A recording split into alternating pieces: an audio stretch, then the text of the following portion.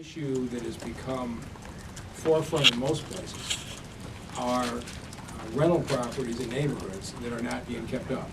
There are not many blocks in this city where the neighbors won't say, there's a rental property on my block where they just don't care. Their trash cans are being left out, grass isn't being cut, the building isn't being maintained.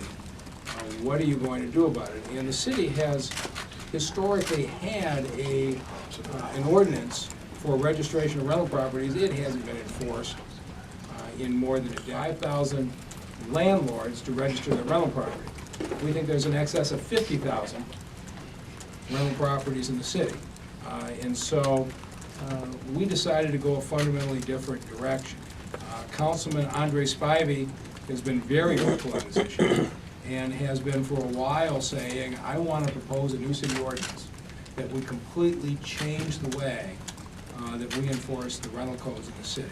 And so before we did that, we did what we always do. We had a whole lot of meetings with landlords saying what's working, what's not. We had a lot of meetings with association presidents and block club heads who talked about it from their perspective. Every year, we get 3,000 or 4,000 foreclosures where the county treasurer forecloses, the property comes to the land bank, and somebody's living in the house.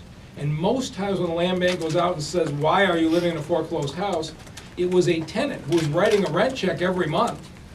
They didn't know the landlord wasn't paying taxes till somebody posted the yellow sign on their house saying it's being foreclosed on.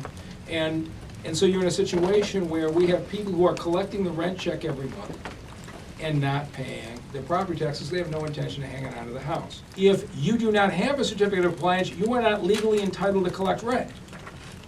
And so when the full enforcement period kicks in January 1, if your tenant goes onto the website and sees that the house that he or she is living in does not have a certificate of compliance, that landlord is not lawfully renting that property. That landlord won't be able to collect rent. And so as a tenant, you'll be able to see who's in compliance. As a neighbor, you'll be able to see who's in compliance. We have a responsibility, the mayor, the council, and the city of Detroit, we have a responsibility to make sure that we keep our city safe. We have our laws that are enforced and landlords are in compliance. And we do have some very good landlords. These are those who are not so good. Those who live here and those who live not so far from here. And so we hope that my colleagues will move forward and approve this ordinance before July.